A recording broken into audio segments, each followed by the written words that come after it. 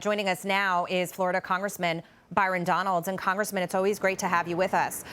So I want to get back to this feeling that there's a two-tier justice system in this country, because so many people look back to Hillary Clinton and her emails and James Comey saying there's no prosecutor that would prosecute this case. So they're prosecuting Donald Trump, and they're doing it now. And people are saying this is just downright unfair.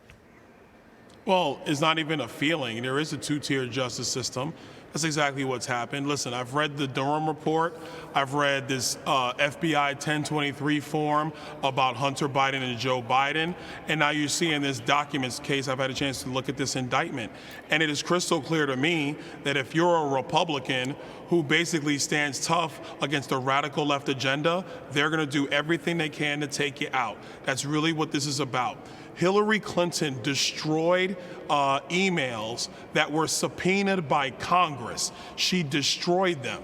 And then the only reason why people found out that she had classified emails is because they showed up on the computer of Anthony Weiner when he was being investigated for child pornography. And that's how they found her emails. Joe Biden took classified documents when he was a United States senator, when he was a vice president. They were found in his garage, found at his office, all these places that they should not have been. Donald Trump is a former president of the United States. That former presidents take information with them. They have an ability to declassify, which nobody else has, and they are the executive branch when they are commander-in-chief. If you're now going to prosecute a former president over something like this, where is the indictment on Hillary Clinton?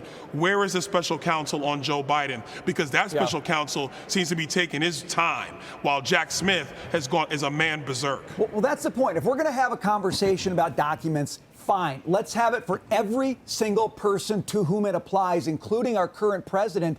The problem is his case gets slow-walked. The case on Hunter Biden gets slow-walked. Donald Trump case gets fast-tracked. Congressman, what can you and your colleagues do to at least, if we're going to have this conversation, make sure it's happening on the same kind of timeline? Because it's not happening that way right now.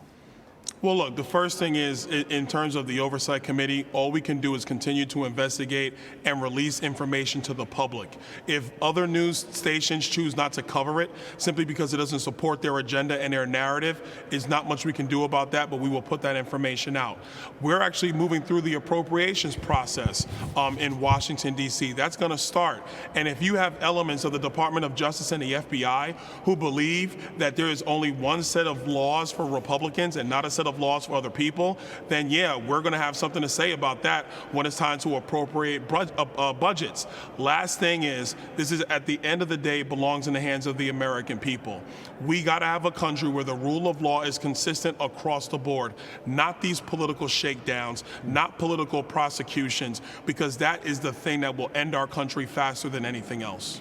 Congressman, a lot of people feel like this is a distraction from us talking about sort of the real issues that Americans are facing too, which is a slowing economy and inflation that's running well ahead of some of the wage increases that we've seen. I read a study this morning. We could be well into the second half of 2024 when we see the worst negative impacts of GDP. That's when we're all going to the polls. Why aren't we having more of a conversation around economics? And can you bring that conversation back? Well, look, the reason why that conversation doesn't really happen in our country from a broad political perspective is because the media doesn't want to talk about it. Let's be very frank. They choose what they want to talk about. They choose what the topics are. And if that's not going to support Joe Biden in his efforts to get reelected, they want to ignore it. That's the reason the southern border was basically ignored.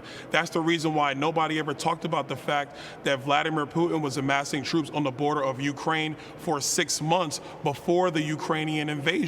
That is the reason why nobody's talking about the fact that Joe Biden's energy policy empowers China. We get the solar panels from China. We get the windmills from China. That these electric cars, there's not enough energy on our grid to even power them. These are the real issues that matter. And last but not least, they don't want to talk about the fact that it's Joe Biden's reckless spending that has started this inflation, which has caused every American to fall behind, whether you're black or white, whether you're Republican or Democrat. Well, we are talking about it, and we are going to talk about it every day until Election Day. Congressman Byron Donalds, thank you so much for being here. Thank you.